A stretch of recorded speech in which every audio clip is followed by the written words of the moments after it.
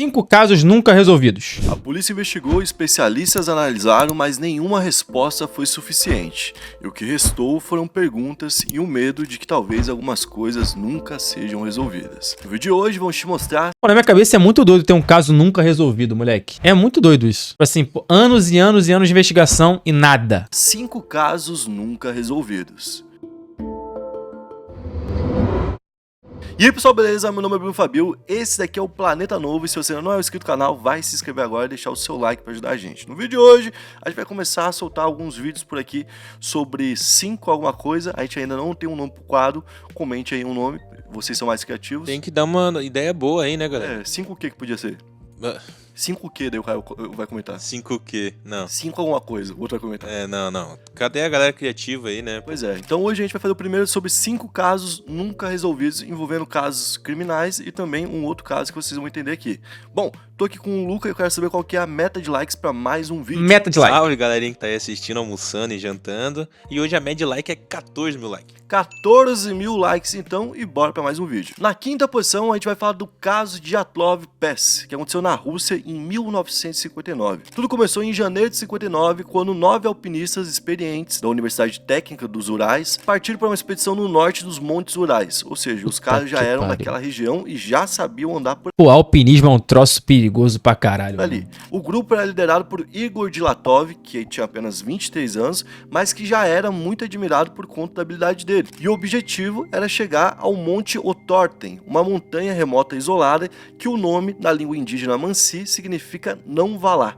Certo? Porra, Começa bacana. assim, Um lugar que já tem esse nome que explica que é difícil chegar lá. E depois de vários dias enfrentando um frio extremo, o grupo montou acampamento na encosta de uma montanha chamada Kolatsiakeu, que traduzida se chama Montanha da Morte, né? Estava num local também muito bom. E naquela noite uma tempestade de neve cobria tudo de branco e eles não conseguiam ver absolutamente nada. Por algum motivo jamais explicado, os 9 alpinistas rasgaram a própria barraca por dentro e fugiram descalços ou apenas com meias, enfrentando temperaturas abaixo dos 20 graus negativos. Então, alguns dias depois foi feita uma busca por eles e eles foram encontrados mortos em posições locais diferentes, e aí é que vem o mistério sobre esse caso. As primeiras vítimas que foram encontradas estavam parcialmente nuas, sem sinais de luta, mas pareciam ter morrido de hipotermia. Ou seja, o cara tava sem roupa no local que ele sabia que não era pra estar sem roupa, o cara é russo, não é uma novidade pra ele. Pô, tinha um criminoso entre eles, pô. Pra mim tá claro. Tinha um assassino entre eles. Nenhum sinal de que ele tinha saído na mão com alguém, ou seja, não tinha vermelhidão, por exemplo, na mão aqui, que né, poderia mostrar que ele deu um soco, por exemplo. Não tinha nenhum tipo de vestígio de pele arranhada, por exemplo, aqui nas unhas dele. Então foi feito todo tipo de exame para ver e não tinha confronto entre eles e ninguém. E eles estavam simplesmente mortos por conta da temperatura. Só que os outros que foram encontrados aumentou ainda mais o mistério. Porque um deles tinha o crânio esmagado, como se do nada, tipo, alguma coisa muito forte tivesse esmagado a cabeça dele, e o outro teve o peito afundado. Fora isso, a Lyudmila Dubinina é o caso mais bizarro, porque ela estava sem os olhos e sem a língua. Para finalizar a bizarrice de vez, foi feito um teste na roupa deles, porque eles não faziam ideia do que tinha acontecido, então todo tipo de teste foi feito, e foi encontrado um índice anormal de radiação. Certo? Além disso, tinham marcas laranjas que tinham na pele e no cabelo de cada um deles, mesmo em quem não tinha o cabelo dessa cor. Ou seja, né, tinha mudado a cor do cabelo de algumas pessoas. Pô, isso aí não dá pra explicar, pá. Sabe o que a investigação soviética concluiu? Que uma força natural irresistível causou as mortes. O que isso quer dizer, mano? Porra nenhuma. Devia ter um serial killer mal preparado pra fazer o que ele queria fazer nessa expedição aí e todo mundo morreu, inclusive ele. É isso. Tinha um serial killer mal preparado ali. Mal preparado. E acabou morrendo junto. Esse que é o grande caô, pô. Sem luta corporal? Caralho, tem uma mulher que tava com os olhos arrancados, porra. Como é que teve luta corporal? Sem língua e sem olho. Isso é coisa de gente normal? Matar alguém assim? Mas sem marca de luta? Deve ter, pô. Pode ter. Dopado, tá ligado? A pessoa tava dormindo, botou aquele paninho lá no rosto e fez a pessoa ficar desacordada. Sei lá, porra. A radiação, eu sei lá também. Na minha cabeça tem algum bandido entre essas pessoas que morreram aí. E ela correu? Ah, mas sei lá também. Sei lá, bicho. Não, as pessoas correndo peladas não faz sentido. Ou estavam num surubão e alguma merda aconteceu, saíram correndo com medo, ou é obra de um serial killer. Teoria que foi uma avalanche. Pô, mano, sob hipótese, algumas pessoas estariam nuas ali, cara. Elas de fato estavam transando. E aí era um surubaço. Mano, pode ser qualquer coisa, tá ligado? Eles falam, mano, a gente não sabe. Basicamente aconteceu alguma coisa que a gente não faz ideia e é isso, certo? Então por conta disso, não faltaram teorias. Muita gente falou, por exemplo, sobre uma possível avalanche repentina. Por conta da avalanche, eles teriam rasgado a barraca, saíram correndo, e assim eles teriam se esmagados ali no peito e na cabeça. Aí beleza, faz sentido. É até essa parte, né? A parte da língua e dos olhos, não. Isso, e da radiação, faria sentido? Aí da radiação também não.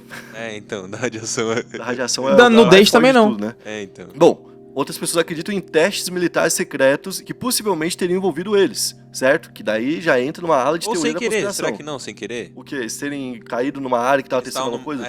Ou pegou lá de alguma maneira, sei lá. Tipo, pensando assim... Também tem a hipótese de algum ataque dos nativos, que poderiam ter encontrado eles, que explicaria a violência, né, do local, mas não explicaria porque, por exemplo, alguns estavam intactos e só morreram com frio.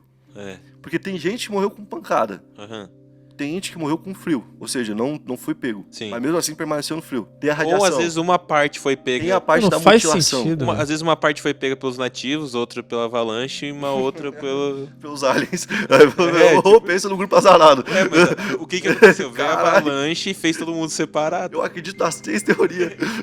E o caso, inclusive, é tão enigmático na Rússia que em 2020 o governo russo reabriu o caso e aí concluiu oficialmente que foi uma avalanche que teria causado pânico e por isso todo mundo saiu correndo e por isso todo mundo morreu. Só que os familiares rejeitaram essa teoria e inclusive contrataram peritos particulares que falaram que de fato não tinha como uma avalanche causar aquele tipo de lesão. Ou seja, provavelmente alguma pessoa cometeu isso, ou algumas pessoas, né? E a gente nunca vai saber a resposta pra esse caso. Pra mim tem um vagabundo entre eles. Na quarta posição a gente vai falar do voo Malaysia Airlines, que aconteceu em 2014, que é o voo MH370. Esse aí, o Tito não. Tudo aconteceu no dia 8 de março de 2014. Como é que é Tito? Caralho. Lito. Já falou sobre O isso. avião decolou do aeroporto de Kuala Lumpur com destino a Pequim. E a bordo tinham 239 pessoas que eram passageiros e tripulação de 14 países diferentes. Cerca de 40 minutos depois da decolagem, o avião simplesmente desapareceu dos radares. E a 1h19 da manhã, o copiloto Farik Abdulhamid fez o último contato por rádio com o controle aéreo, ou seja, foi a última vez que ele deu sinal de vida. 2 minutos depois, então, o transponder, que é o equipamento que envia a posição da aeronave, né, foi desligado manualmente. Isso é importante, pessoal. Houve uma sabotagem do compartilhamento de informações do avião, certo? Então, essa informação é importante. Pouco tempo depois, o avião fez uma mudança brusca de rota e saiu do destino que eles conheciam. E eles ficaram voando justamente numa região de fronteira onde eles sabiam que nem um exército e nem outro de um lado ou de outro iam se preocupar porque era uma área que não tinha conflito nem nada do tipo, certo? E iam jogar a responsabilidade de um pro outro. E foi justamente o que aconteceu. Então eles conseguiram voar, indo até o oceano, desviando totalmente da rota, porque eles estavam indo em direção à China, e assim o avião sumiu. E sumiu, pessoal. Nos dias seguintes, 26 países participaram das buscas com caças, navios, Pô, isso é loucura, né, drones, moleque? todo tipo de tecnologia para poder encontrar o Boeing. Inclusive tem um documentário na Netflix sobre esse caso que é muito, muito bom, velho. Lá mostra como que disparou a Malásia, de fato, né, que era o país mais envolvido, e a China também, que tinha muita gente desses 2 países principalmente, né? E como foram criadas comissões no local e que continuaram anos e anos lutando por alguma resposta. E naquela época, nada foi encontrado por meses. Somente em 2015, um fragmento da asa apareceu em uma praia da Ilha da Reunião, no Oceano Índico, a mais de 4.000 quilômetros do último lugar, né, que o avião desapareceu. Então, algum tempo depois... Cara, se pá, isso aí foi alguém que botou esse avião abaixo aí querendo se matar, pô. E aí levou o resto todo. Só que alguém que sabia o que tava fazendo. Depois, outras partes também surgiram na Tanzânia e em Moçambique, pessoal. Pô, a gente tá falando da Ásia e ia aparecer lá na África, tá ligado? Então isso confirmou que o avião realmente caiu no mar, porque explica como que foi tendo essa movimentação. Mas o corpo principal da aeronave, que tem a caixa preta, que ajudaria a ver o que foi feito ali, nunca foi encontrado. E a operação de busca custou mais de 150 milhões de dólares, pessoal. 150 milhões de dólares. Eles cobriram uma área de 120 mil quilômetros quadrados dentro do oceano, que tem uma profundidade que é uma loucura. Então vocês imaginam o trabalho que foi feito para encontrar e não foi encontrado. E essa investigação foi concluída em 2018 sem um resultado, basicamente. E aí existem várias teorias, tem uma teoria que até o Lita aqui no Brasil, que é uma referência máxima na aviação, defende, né? Que o comandante Zaharia Ahmad Shah era um piloto experiente e por isso ele tinha capacidade de planejar tudo para então levar todo mundo junto com ele, que ele poderia ter tirado a própria vida e feito isso com os demais. Inclusive, ele poderia ter atacado ali o copiloto, tirado a vida do copiloto, teria despressurizado o avião e tirado o ar que tinha dentro, e limitando o oxigênio das pessoas por alguns minutos, e assim todo mundo teria falecido antes dele falecer, certo? E ele teria andado com o avião até algum momento que provavelmente o avião tenha acabado com o combustível e ele tenha caído no mar. Provavelmente foi isso que aconteceu no final das contas. Mas mesmo assim, não é definitivo porque nunca o avião foi encontrado. Pô, então, tipo assim, parando pra pensar friamente agora, quando a gente viaja de avião, a gente tá na mão do piloto, né? Assim, caralho, piloto. Se ele quiser, acabou pra geral, pô. Acabou pra geral, filho. Ah, não diga? Não, isso aí é uma coisa óbvia que a gente não fica pensando nessa porra no dia a dia. Quando tu viaja de avião, tu não fica pensando assim, pô, se hoje o piloto tiver de mau humor, fudeu. Tá ligado? Na terceira posição, a gente vai falar do caso de Elisa Lam, do ano de 2013. A gente tá falando de um caso que aconteceu no dia 31 de janeiro daquele ano, envolvendo uma jovem canadense de 21 anos, que desapareceu durante uma viagem sozinha a Los Angeles. Ela estava hospedada no Cecil Hotel, que era um hotel que inclusive já tinha um histórico sombrio. Ele era conhecido por em algum momento ter abrigado alguns serial killers, e o principal deles foi o Night Stalker, que era um serial killer que tirava a vida das pessoas e fazia, né, seitas satânicas com esse negócio. Comenta Deus me aí se você quer livre. vídeo Fecha esse hotel, explode ele, porra. Que a gente já tá por dentro aqui da história, a gente Já é tem grande. roteiro rolando, né? Já tem, estamos trabalhando, só Ali vem falta, nossa ideia. só falta o aval da galera, né? Pois Se é. quiser, a gente faz. E era um local que já era conhecido por isso, então, tipo, tinha passado muita gente ruim por ali. E nos primeiros dias que ela ficou hospedada, ela ligava pros pais todos os dias, mas pra quem tava vendo ela ali no dia a dia, falava que ela tava estranha, que ela tava circulando sozinha e que ela falava mesmo andando sozinha. Falava com alguém, olhando pro lado, como se tivesse alguém do lado dela mesmo. E aí, de Deus me repente, ela livre. sumiu sem deixar rastros. Os caras do hotel foram até o quarto dela, bateram na porta, ela não atendeu. A porta, então, foi arrombada, até pela própria polícia. Quando entraram lá, encontraram o computador dela, a carteira dela, as roupas dela, tudo intacto. Ou seja, ela tinha sumido e não tinha sido um roubo. A polícia começou a fazer buscas por ela, mas nada foi encontrado. Até que 2 semanas depois, um vídeo gravado pelo sistema de segurança do elevador foi divulgado e mudou tudo. Porque as imagens de 1º de fevereiro mostraram a Elisa Lam agindo de forma completamente fora do comum, porque ela estava sozinha no elevador e ela parecia que estava com alguém. Mas era alguém que a gente não conseguia ver. Deus então, ela me livre. fazia assim, tipo, meio se esquivando, conversava com esse alguém, parecia estar tentando se esquivar desse alguém, apertava todos os botões do elevador e, inclusive, quando ela sai do elevador e ela some, tem um detalhe: o elevador continua aberto por algum tempo. E esse elevador só se mantém aberto se tiver alguma coisa interrompendo ali a passagem, alguma coisa entre a porta Sim, e a alguém saída. Deus me segurando, livre, certo? tomar no cu, Então, tu vê o amém. vídeo, tu fala, eita, Oxi. pô, que Pô, isso? esse é outro Que caso isso? que eu lembro Não, que eu vi não, por aqui não. também, e esse dava medo, mano. Porque Não vou tu dormir via essa assim, noite. Fala, tá, e ela O que tava aconteceu, aí. né? Que, Para foi- com isso, porra. Ei, oxi. Ah, não vou conseguir dormir. Ah, não. Exato. E aí, só alguns dias depois, em 19 de fevereiro, de forma acidental, que descobriram onde que ela estava. Os hóspedes do hotel começaram a reclamar da pressão da água, falando que estava cada vez mais baixa, e do gosto estranho que estava vindo da torneira. Então o hotel chamou uma equipe técnica que subiu para poder fazer manutenção na caixa d'água, que era gigantesca, tinha 4 metros, era enorme, e quando eles abriram a tampa, eles encontraram o corpo da Elisa Lam dentro da caixa d'água. Ela estava nua e com as roupas boiando do lado dela. E um negócio que chamou a atenção logo de cara foi o seguinte, que para eles levantarem a tampa, teve que ter uma equipe com alguns homens para poder fazer isso. Como que ela tinha feito isso sozinha? Sozinha, né? Não Eles tem não, como. ninguém ali conseguiria fazer aquilo sozinho, certo? Precisou da ajuda de algumas pessoas. Como que ela fez isso? Só que no vídeo não aparece mais ninguém, só ela, certo? Ela e alguém que só ela vê. E a perícia que foi feita nela não encontrou nenhum sinal de violência sexual, também não encontrou droga ou álcool no sangue dela, e o laudo concluiu que a morte foi acidental por afogamento. Ou seja, ela teria entrado lá, teria não conseguido sair e com isso teria se afogado e perdido a vida. Mas é muito estranho porque o último momento de vida dela é aquela imagem onde ela tá desesperada olhando pra algo que ninguém consegue ver. Então, será que ela não podia ser... Esquizofrênica? Isso. Só E aí dizem que às Não tem vezes... histórico daí, a família não ia saber alguma coisa, falar de alguma... Ah, quando ela era criança ela tinha isso, tinha aquilo, ou tipo, ela teve um outro episódio parecido com isso. O pessoal do hotel foi o único que falou sobre isso, e foi nos dias que ela chegou ali, certo? Tudo que tem sobre ela ter algum tipo de comportamento que possa remeter a esquizofrenia, é desde que ela chega no CC Hotel, que é esse hotel que muita gente acredita que é... Tem que explodir esse hotel, porra. Foda-se, bota abaixo essa merda aí, cara. Fecha essa porra. Pô, faz umas 3 quadras de basquete aí pra rapaziada e valeu. assombrado. Caramba, Então, tipo assim, pra quem acreditava já, forte, né? isso aí foi tipo assim, a comprovação, certo? Na segunda posição, a gente vai falar do caso Esse aqui é uma maluquice, né? Esse até hoje. Até hoje é caso, né? da McCain, famosíssimo, né? Que aconteceu na noite de 3 de maio de 2007, onde uma menina de apenas 3 anos sumiu durante as férias com os pais no resort Ocean Club, na Praia da Luz, no sul de Portugal. O Aí eu vou te falar um bagulho, mano. Vou te falar um bagulho. Eu acho que uma das coisas que eu mais tenho medo no mundo é desses filhos da puta que ficam raptando criança, mano. Volta e meia você vê uns vídeos de maluco que aparecem em Twitter e não sei o que, TikTok, o caralho. Pô, meu irmão, é desesperador, cara. cara. A criança dá um mole do lado do pai, vem alguém, puxa e leva, mano. Caralho, dá... Meu Deus do céu, cara. Isso é desesperador, mano. Eu não sei o que eu desejo pra esse tipo de pessoa, mano. Cara, de verdade, cara, de verdade. Puta, mano, eu já falei com a Elaine nessa porra, já teve uma conversa sobre isso, né? Eu acho que eu vou ter que me tratar quando eu for pai, porque talvez eu seja excessivamente super protetor do meu filho ou da minha filha. Porque é tanta coisa horrenda que você vê na sociedade acontecendo com criança, mano, que eu vou querer, assim,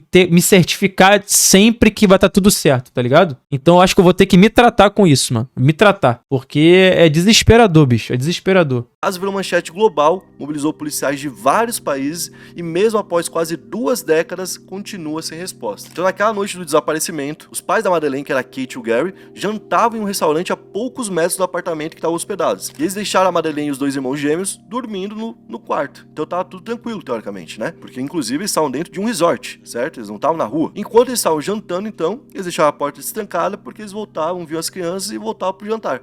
E ficavam nesse fluxo. Por volta das 10 horas, então, a Kate voltou ao quarto pra poder checar. Pô, destrancada eu não deixo não, mané. Pô, velho, eu vou te falar, eu moro em condomínio, mano. Eu desço com o cachorro, tranco a porta. Não tem ninguém em casa, tranco a porta. Eu desço sem o cachorro pegar encomenda, o cachorro tá em casa sozinho, eu tranco a porta. Vai que algum filho da puta vem e pega o tote. O que, filho? Se meter a mão no meu cachorro, eu vou virar, mano, eu vou virar o bicho. Tá maluco? Eu tranco a porta sempre, qualquer circunstância, porta trancada, sempre, pra sempre trancada. O quarto, né? E viu que o berço da Madeleine tava vazio. Ela também percebeu que a janela do quarto tava aberta e que as cortinas estavam balançando com o vento como se alguém tivesse acabado de passar por ali. Então as buscas começaram a acontecer e centenas de voluntários ajudaram nesse processo. Inclusive muitos cães farejadores foram usados para encontrar nem que fosse o corpo dela, né? E inclusive os cães foram muito importantes porque no início eles indicaram cheiro de sangue e também de cadáver dentro do apartamento e no carro alugado pela família, certo? Levando a suspeita dos próprios pais. Tanto é que os dois foram formalmente acusados pelas autoridades portuguesas, mas na época nada foi comprovado. Essa ideia de acusar os pais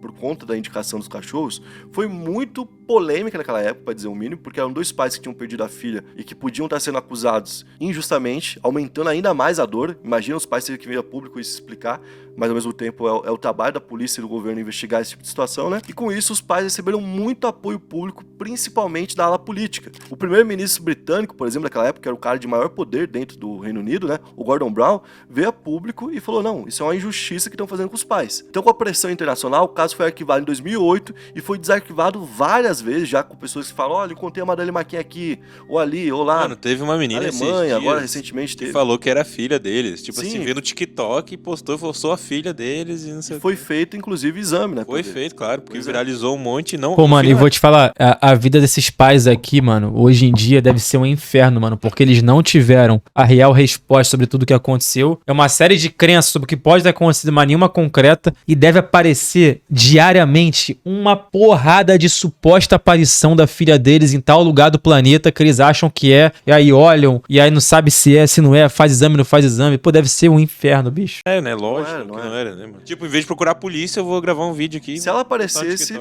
ia ser, tipo assim, um dos maiores casos da história, porque quase 20 anos depois, ela aparecer agora, quantos anos que ela tem agora? Ela tinha 3, teria 21 anos agora. Mas tem alguns casos de sequestro que rola, né? Isso, né? E às vezes a vítima não acaba falecendo, mas fica presa por, tipo... em algum lugar, né? Inclusive, teve um cara que era agressor sexual que tava na praia no dia que eles estavam por lá, que foi dado como suspeito durante um tempo, e até investigaram os locais por onde ele passou pra ver se ela podia estar por lá. Mas também nada foi encontrado. Então nunca conseguiu desvendar esse caso e ele continua sendo atualizado até hoje.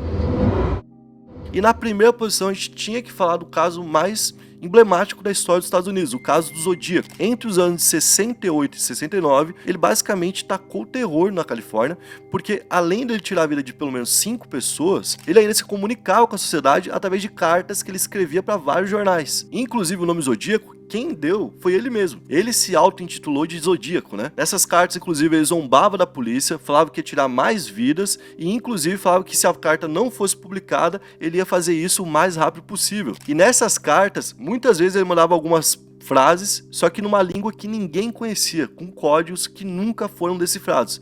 Alguns deles foram decifrados porque esse é um caso, tipo assim, pra quem gosta de códigos, é o maior caso que existe na história, certo? Até porque ele escreveu pelo menos 20 cartas e em cada um deles ele... então o Selbit decifrou essa porra. Ele usa um tipo de código diferente. O primeiro código, o 408, foi resolvido por um casal de civis e descrevia a sensação de prazer dele de matar. Já o Código 340, um dos mais famosos, só foi decifrado em 2020, onde ele fala o seguinte: não tenho medo da câmara de gás porque ela vai me mandar pro paraíso mais cedo. E tudo isso chegava na mídia e ninguém descobriu quem era o cara. Isso aí me pega muito, pô. Tipo assim, eu imagino que a polícia em algum momento tenha vigiado todas as caixas de correio da cidade, colocado alguém do lado pra ver quem tava indo, Pior né? que mostra isso no filme. Pô, velho, se botar essa porra na mão do Selbit, ele soluciona esse caso aqui. Tenho certeza, já vi uns vídeos do Selbit no YouTube, pô. Ele é pica nessa porra. Lança na mão dele que ele desvenda e prende esse maluco. Não sei se já assistiu o filme do Zodíaco. Não. Cara, o filme é muito louco, inclusive tem gente que não gosta, porque o filme meio que os caras não prendem o assassino. Porque é essa história. E é isso a história, e a galera não entende muito e tal, mas no filme mostra que eles ficam lá perto investigam essas caixas de correio, e lá aparece o cara que é o principal. Caralho, bicho, desde 60 e tal, não acharam o cara, mano. Que isso, moleque? O cara viveu a vida dele toda. Ó suspeito, assim, né? Daí tu fica com a sensação, o filme todo fala, pô, é esse cara, é só prender esse cara, mas daí eles não conseguem por falta de prova, tá? Inclusive, cara, tem algumas pessoas que já foram dadas como o Zodíaco, né? Tem o Arthur Light Island, por exemplo, que esse cara, ele muitas vezes foi apontado porque ele era violento, porque ele gostava muito de armas, porque ele gostava de códigos e tudo mais, né? Parecia ser um cara ideal pra isso. E tem um caso na Netflix, que inclusive tem um documentário de 3 episódios, que a família fala que o pai era. Que encontrou cartas do pai que pareciam ser cartas do Zodíaco, certo? E que o pai fazia os filhos brincarem de códigos e decifrarem códigos. Tá ligado? Uhum. E aí bate lá, tipo assim, pô, em tal época sumiu tal pessoa em tal lugar, ele tava nesse lugar. Em tal época sumiu... Mas e aí? Não tem um desfecho? Tal pessoa em tal lugar, ele tava nesse lugar. Tudo bate, certo? Só que também nunca foi pego, até porque faleceu antes que isso acontecesse. Então até... Porra! É ele então, porra, é ele, acabou, resolvido. Hoje, ninguém sabe dizer exatamente quem foi o Zodíaco e provavelmente a gente vai continuar assim por muito tempo. Aí faltou aqui talvez o Jack, né? Esse também é um que... Ah, é verdade, Jack Stripador, né? É outro caso muito forte, mas a gente pode fazer uma parte 2.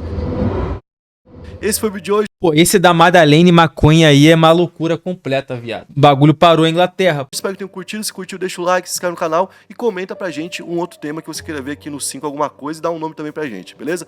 Alan resolveu o caso do Zodíaco? Não é que eu resolvi, não. A informação que me foi dada aqui, pra mim, é a suficiente pra cravar que é o maluco, pô.